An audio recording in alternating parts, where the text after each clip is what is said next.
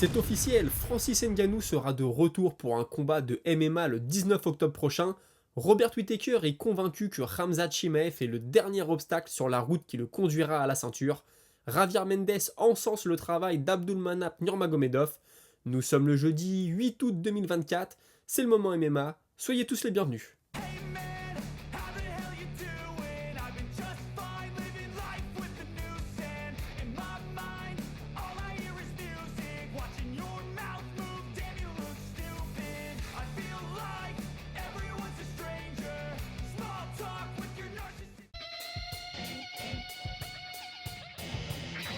Javier Mendes, coach de pied-point de tout le clan Nurmagomedov, je pense qu'on peut le présenter comme ça maintenant, même s'il a eu d'autres gros noms sous sa coupe, notamment Ken Velasquez et Daniel Cormier, pas des moindres donc.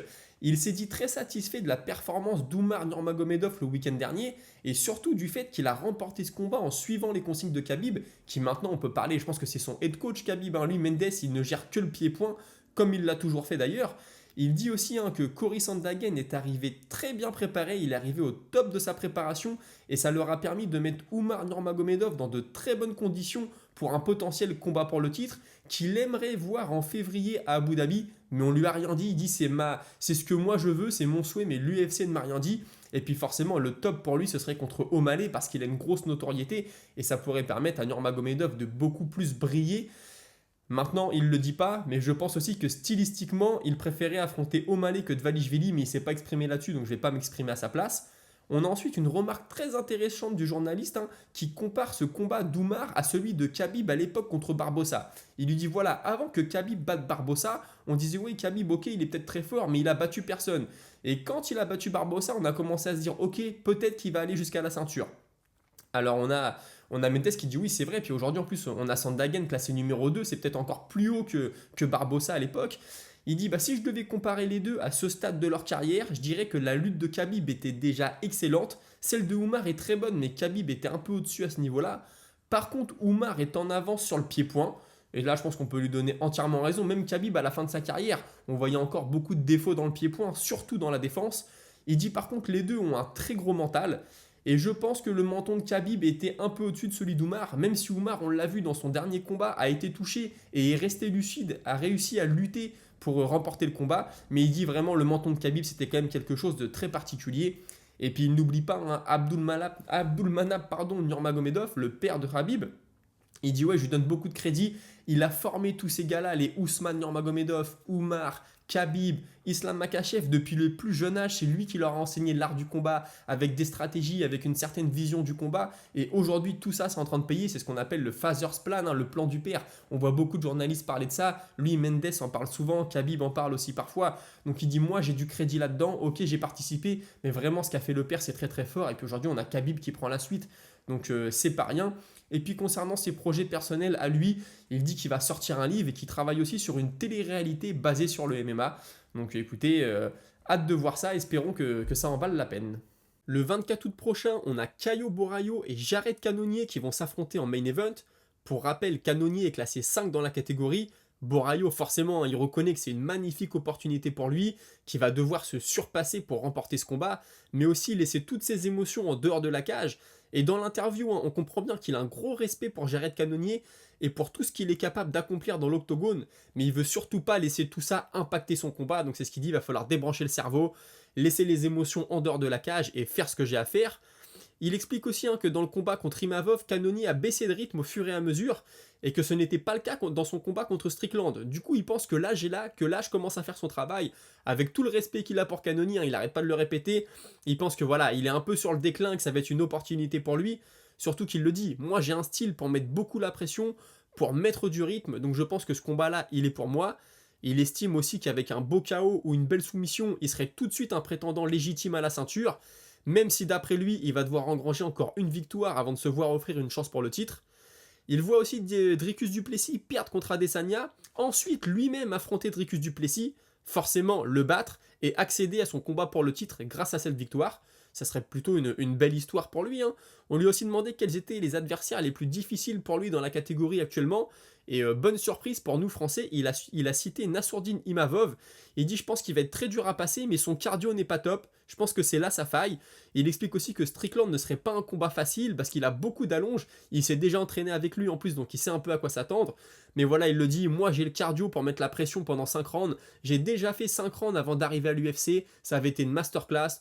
Donc je suis prêt pour mon combat le 24 août et il pense que Jared Cannonier, c'est une des dernières étapes avant enfin d'accéder à la ceinture. Benel Dariush qui n'est pas sur la meilleure série de sa vie, hein, je vous rappelle, il est sur 2 défaites de suite, 2 défaites par KO au premier round. Alors pas contre n'importe qui, hein, puisque ses adversaires, c'était quand même Charles Oliveira et Arman Tsarukyan. Et puis avant ça, il avait quand même enchaîné 8 victoires, ce qui lui avait permis d'être aux portes d'un combat pour le titre. Je le rappelle, il avait notamment battu Gamrot, on pensait que ça y est, il allait avoir sa chance enfin. Finalement, ça n'a pas été le cas, surtout qu'il a dit plusieurs fois qu'il pensait avoir la solution pour battre Islam Makhachev, surtout dans les échanges de lutte. Ça aurait été très intéressant. Il a expliqué que suite à son dernier combat contre Tsarukyan, donc, il a pris 2 mois off. Il pensait que ça lui avait fait beaucoup de bien. Et il dit pourtant, quand j'ai repris, je me suis tout de suite blessé au ménisque. Forcément, très déçu. Dans quelques semaines, il va savoir s'il peut booker un combat pour octobre ou pour novembre. Selon la blessure, forcément, il est prêt à prendre n'importe qui, même si l'idée d'un rematch pour venger ses défaites lui ferait très plaisir. Donc on peut imaginer peut-être Charles Oliveira, pourquoi pas. Il dit de toute façon, moi quand je call quelqu'un, ça marche jamais, donc je vais appeler personne et puis peut-être que comme ça j'aurai le combat que je veux. Bon, il prend les choses avec philosophie. C'est vrai que Benel Dariush, les 2 dernières fois on l'a vu dans la cage, malheureusement c'était pas génial, il n'a pas trop eu l'occasion de s'exprimer. Ça se fait toujours mal, hein, quand tu sais qu'avant ça, il était à 2 doigts d'avoir sa chance pour la ceinture. On y croyait même, on se disait, ah, peut-être contre Makhachev, il est tellement bon au sol, Dariush, qu'il peut peut-être faire quelque chose. Bon, bah là, 2 combats plus tard, on n'y croit plus vraiment. On a l'impression qu'il est plutôt proche de la retraite. Mais écoutez, sait-on jamais. Et c'est la grosse nouvelle du jour, hein. Enfin, Francis Ngannou fait son retour en MMA contre Renan Ferreira au PFL, bien sûr. Ça va avoir lieu le 19 octobre. Énorme combat, je pense qu'il va y avoir beaucoup de médiatisation là-dessus, surtout que le dernier combat de Ferreira, hein, il s'était imposé contre Bader en quelques secondes, hein, je ne sais même pas si ça avait dépassé la minute, il a l'air d'être surpuissant, il est à 13-3 en carrière, Ngannou est à 17-3, donc c'est des records, hein, des palmarès assez similaires, il frappe très fort, tout comme Ngannou. C'est un gros morceau, Ferreira. Hein. Je pense qu'il est même peut-être plus grand qu'Ngannou. Faudrait vérifier les chiffres. Mais ça va être un choc. Franchement, ils ont déjà appelé ça le combat des géants. Comment va réagir l'UFC? Je sais pas du tout. En cas de victoire de Francis Ngannou, forcément, ça va spéculer, hein, dans les médias pour très certainement un Thomas Spinal contre Francis Ngannou. Surtout si John Jones bat Miocic et puis prend sa retraite. Si Ferreira gagne, il va avoir une notoriété qui va exploser. Quelle serait la suite pour Ngannou en cas de défaite? Je sais pas du tout, ça deviendrait assez compliqué pour lui, hein. En tout cas, là, j'ai essayé de trouver des interviews récentes, hein, parce que la nouvelle, elle est tombée hier après-midi.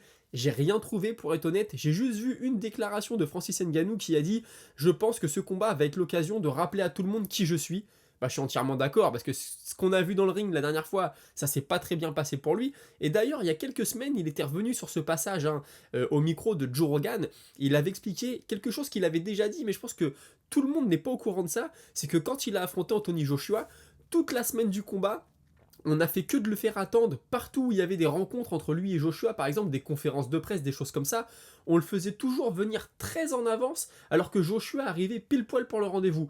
Et lui, il dit, moi au début, je pensais pas que c'était fait exprès, mais mes coachs commençaient à me prévenir, attention, j'ai l'impression qu'on fait tout pour t'énerver, on fait tout pour te faire sortir du combat.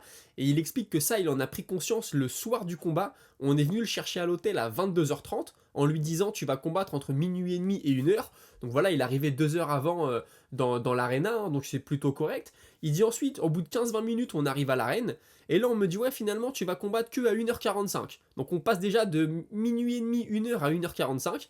Il dit, du coup, bah moi j'attends dans le vestiaire, hein, j'avais rien d'autre à faire. Il dit, finalement, Anthony Joshua, il arrive seulement à 1h30. Je me dis, mais attends, le mec, il arrive à 1h30 pour un combat à 1h45. C'est quand même assez étrange. Et là, on vient lui annoncer que finalement, le combat n'aura lieu qu'à 3h30. Donc au final, il aurait attendu 5 heures dans le vestiaire. Il avoue que ça l'a un peu énervé, que ça l'a un peu sorti du truc. Il prend aucune excuse, hein, mais il explique seulement comment ça s'est passé. Et puis concernant le combat en lui-même, il explique que quand il a pris le premier knockdown, donc au premier round, il dit, j'ai même pas eu l'impression d'avoir été touché si fort que ça. Boum, je me suis retrouvé au sol tout à coup. C'était un peu bizarre. Et puis ensuite, il a aucun souvenir du deuxième round. Il se rappelle pas du tout ce qui s'est passé, à part il se rappelle s'être réveillé, voilà. Donc ça a été un gros KO qu'il a pris, hein. Je sais pas comment le menton va s'en remettre. J'espère que le menton s'est bien remis parce que Ferreira en face, il frappe comme une mule. Ngannou, c'est pareil. Combat que j'ai très envie de voir, j'ai très hâte. Que va-t-il se passer ensuite pour les deux, hein? Victoire ou défaite? Est-ce qu'on reverra un des deux un jour à l'UFC? Ngannou, j'y crois pas trop parce que Dana White l'a quand même dans le viseur. Ferreira, pourquoi pas? On ne sait pas. Est-ce que le PFL laisserait partir Ferreira? Je ne sais pas. Mais dans les poids lourds, au niveau mondial, là, entre le PFL et l'UFC, il y a de très belles choses à faire. Maintenant, on le sait, hein, les cross-promotions, ça se fait pas trop. Mais combat énorme, et dès qu'il y a des interviews récentes qui vont sortir, comptez sur moi pour vous faire des résumés. Sinon, on a Robert Whittaker, un ancien champion des poids moyens, qui va recombattre contre Chimaev, je vous l'ai dit, au mois d'octobre à Abu Dhabi. Il a expliqué que c'était lui qui avait demandé le combat. Il dit: j'ai vraiment envie que ce combat se fasse. Si je bats Chimaev, il n'y a plus rien qui sera en travers de mon chemin pour aller chercher la ceinture. Et là, je suis entièrement d'accord avec lui. Il va mériter à fond s'il bat Chimaev. Je veux dire, Whittaker, il aura affronté tout le monde dans la catégorie. Ok, il a perdu contre Dricus du Plessis. Ok, il a perdu contre Adesanya, mais il a pris tous les mecs, que ce soit des lutteurs, des boxeurs, tout ce que vous voulez. Moi, c'est... Vous savez, je vous parlais de Max Holloway, et ben j'espère vraiment que Robert Whittaker, je vois une carrière parfois un peu similaire. Des mecs qui ont pris tout le monde, qui ont perdu la ceinture, qui sont revenus, etc. Whittaker, s'il pouvait réavoir sa chance à la ceinture une dernière fois avant de prendre sa retraite, je serais très content pour lui. Et il a aussi expliqué que l'UFC voulait voir Chimaev dans la discussion pour le titre, hein. Ils aimeraient l'UFC avoir Chimaev dans un combat pour le titre. Et il dit: moi j'adore faire dérailler leur plan, et c'est pour ça que j'ai pris ce combat, et c'est pour ça que j'ai demandé à affronter Chimaev. Franchement, sacré esprit, parce que pour affronter Chimaev, je pense que ça ne se bouscule pas au portillon comme on dit. Puisqu'on parle de Whittaker, hein, ça fait penser à l'Australie, et bien sachez que Dricus du Plessis est arrivé à Perth. Le combat, c'est dans une dizaine de jours maintenant. J'ai vu le post tomber hier, donc forcément il prend un peu le temps de s'acclimater. Ça me semble tout à fait normal. Sinon, on a eu un petit échange de politesse, hein, entre Chandler et McGregor. Alors ça a commencé cette semaine avec Chandler qui avait tweeté je vais faire un backflip au-dessus de ton corps sans vie dans l'octogone, quelque chose comme ça. Et McGregor avait répondu: oui, le backflip tu vas le faire après que je t'ai contré avec ma gauche, je vais te retourner comme un pancake. Bon voilà, c'est du McGregor dans le texte. Quand ça en reste là, je trouve ça plutôt drôle. Et puis ensuite, on a Chandler qui a tweeté bon bah écoutez les gars, c'est le temps d'avouer que le combat ne se fera jamais. Je pense que McGregor, il en est au stade 2/7 de faire le deuil de sa carrière. C'est comme ça que je traduis la chose. Peut-être que maintenant, il arrive proche des 5/7. En gros, il a l'air de dire voilà, McGregor ne reviendra jamais, il est en train de faire son deuil. Et McGregor a répondu ok petit frère. Bah écoute, Max Holloway, qu'est-ce que tu fais au mois de décembre? Le vrai BMF, tu connais. You know, donc voilà, tu connais, on peut traduire ça comme ça, même si c'est pas très correct. Donc écoutez, est-ce que ce combat est vraiment mort? Est-ce que c'est un coup de bluff? Je ne sais pas. Imaginez que Max Holloway batte Ilia Topuria et ensuite se prenne McGregor. Quelle fin d'année? Ce sera peut-être plus en début d'année McGregor, parce que là, mois d'octobre, Topuria. Mais Holloway, il a un avenir entre Topuria, Makhachev qui a dit oui, pourquoi pas. Maintenant, Conor McGregor, je pense que la victoire peut avoir vraiment un enjeu bien au-delà de la ceinture des poids plumes pour Max Holloway. Sinon, on a Jean-Charles Skarbowski, un légende de la boxe thaï française, qui a posté des photos, et John Jones aussi, les deux sont ensemble. Alors, Skarbowski a mis un commentaire, ouais, il m'a demandé de devenir son entraîneur, je dis quoi? Je sais pas trop si c'est vrai, j'ai l'impression que Skarbowski a été faire un stage dans la salle de John Jones, ou je ne sais pas, qu'il a été donné un entraînement. Les photos ont l'air récentes, hein, donc je pense que ça a été pris là, très récemment. Donc il a peut-être montré quelques petites choses à John Jones, je ne sais pas. Mais quand même, un Jean-Charles Skarbowski, boxeur français, bah vraiment, on peut dire parti de rien, qui est devenu ce qu'il est devenu en Thaïlande, ensuite qui a coaché un peu Georges Saint-Pierre, on connaît l'histoire, il l'a raconté plusieurs fois. Le voir maintenant avec John Jones, franchement, ça fait très plaisir, parce que lui, hein, je pense pas qu'il a gagné des 1000 et des 100 avec la boxe thaï. Son argent, il le fait surtout maintenant, je pense, avec son club, et puis avec les stages qu'il peut donner à droite à gauche, donc je suis très content pour lui. On a Arman Tsarukyan qui a insisté sur le fait que son prochain combat sera pour une ceinture. Il s'est même dit prêt à prendre un combat pour le titre intérim si Islam Makhachev ne se remet pas assez vite de sa blessure. Donc ça ouvre peut-être la porte à Dustin Poirier, hein, on en parlait un petit peu plus tôt cette semaine.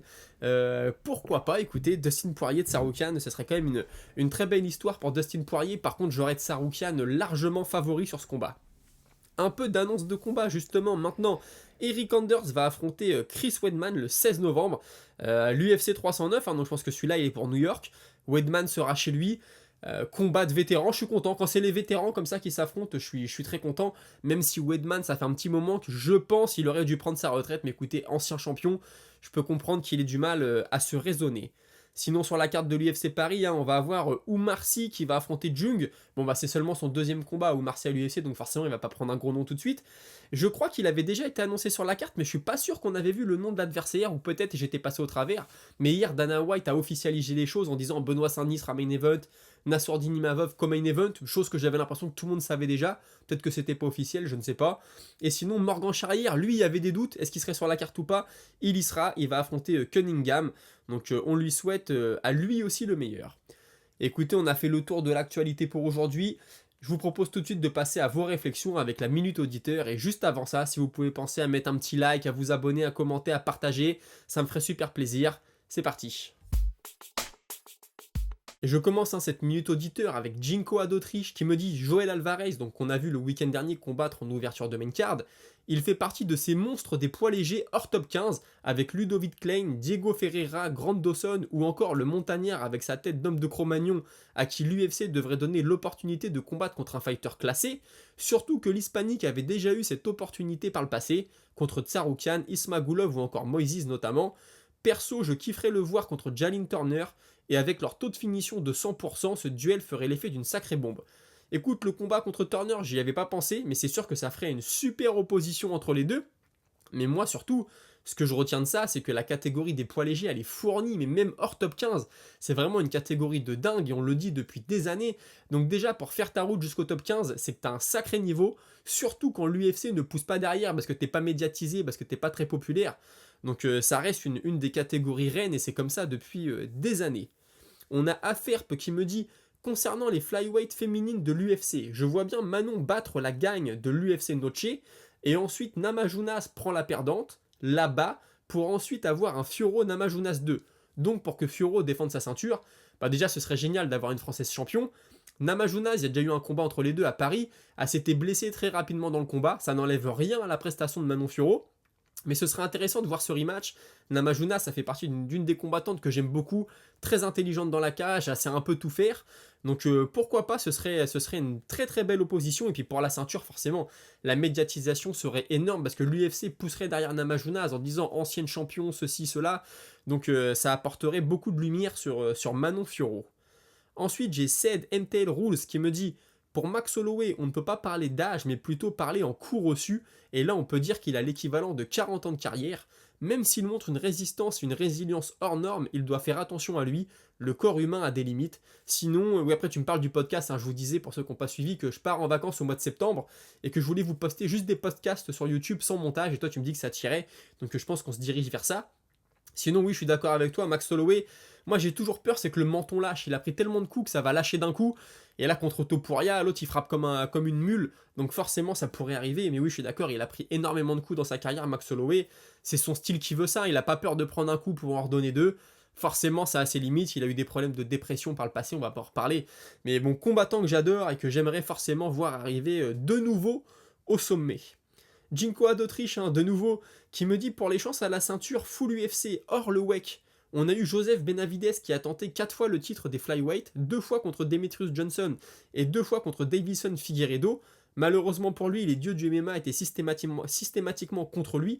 Donc on parle de ça parce que je disais que Dustin Poirier, imaginez s'il a de nouveau une chance à la ceinture, ça fera 4 fois. Et je savais pas si c'était déjà arrivé à l'UFC. J'avais complètement oublié Joseph Benavidez. Et tu me dis ensuite, toujours à l'UFC, son entraîneur de l'époque, Uriah Faber, a également essayé de choper le trône des moins de 61, 2 fois contre Dominic Cruz et 2 fois contre Renan Barao, raté également. Ouais, en plus, c'est vrai que ces deux histoires qui sont pas si vieilles que ça. Moi, Uriah Faber, j'adorais son style tout en cardio. Ça boxait, ça luttait, tu sais, même quand t'aimes pas la lutte, forcément, moi quand j'ai commencé à suivre le MMA, la lutte, le grappling, c'était pas mon truc, mais je trouvais ça impressionnant. Et ouais, j'ai adoré Uriah Faber, il a vraiment eu des années de dingue. Et ensuite, tu me parlais des Jeux Olympiques avec la finale qu'on a eue mercredi soir, donc malheureusement c'était hier, et puis celle qu'on a jeudi soir entre Bilal Benama contre un Ouzbek. Donc ça sera à 22h20. Souhaitons-leur le meilleur. Ensuite, j'ai Sling Kaysol qui me dit Tsarukyan est le combattant qui a mis le plus en difficulté Islam Makhachev. Je le mets même devant le premier combat contre Volkanovski et c'était tout au début de sa carrière UFC. Il a avec Islam la meilleure lutte et il est très fort en kickboxing. Il a deux caractéristiques très intéressantes. Il a une meilleure allonge et un centre de gravité très bas qui pourrait mécaniquement poser problème à Islam. Il est aussi ultra explosif. Bref, est-ce que Islam contre Tsarukyan ce serait pas le plus gros combat sportivement parlant des dernières années? Eh bien écoute, je sais pas si ce serait le plus gros, mais en tout cas, moi j'ai toujours eu le regret, et je l'ai dit plusieurs fois, que Khabib Nurmagomedov, quand il était au sommet, il n'a pas affronté un énorme lutteur. Là, Islam Makhachev, s'il prend Tsarukyan, tout le monde dit attention, c'est un lutteur comme lui, c'est un bon kickboxer comme lui, il va le battre, etc. Si Islam Makhachev arrive à remporter ce combat, là il va s'inscrire dans la légende. Là vraiment on va commencer à dire ok, il a battu Volkanovski, il a battu Poirier, là il a battu un super lutteur, qui on va lui mettre en face? Là il y aurait beaucoup d'interrogations. Ensuite, on a Skill qui me dit je pense que Khabib a une tâche sur son tableau référence. C'est son combat face à Gleison Tibau. Son invincibilité n'est pas aussi propre que celle d'Oumar pour le moment. Qu'est-ce que t'en penses? Oui, c'est vrai que contre Tibau, c'était très très très limite. Maintenant, tout le monde a oublié ce combat. C'était dans ses débuts UFC. Tu vois, Makhachev, par exemple, il a perdu au début à l'UFC. Je pense que tout le monde a oublié aussi. Mais c'est vrai que c'est un truc qui l'a suivi pendant un bon moment, Khabib. Et écoute, pour l'instant, Oumar n'a pas cette tâche au tableau, c'est vrai. Donc c'est peut-être un petit avantage dans leur petite course qu'ils ont les uns avec les autres, comme en parle leur entraîneur Javier Mendes. Écoutez, on a fait le tour de toutes vos réflexions pour aujourd'hui. C'était un épisode plutôt fourni, je pense. Et on se retrouve très rapidement pour la suite. Passez une bonne soirée. J'espère demain pour parler de l'événement du week-end. Passez une bonne soirée. Salut.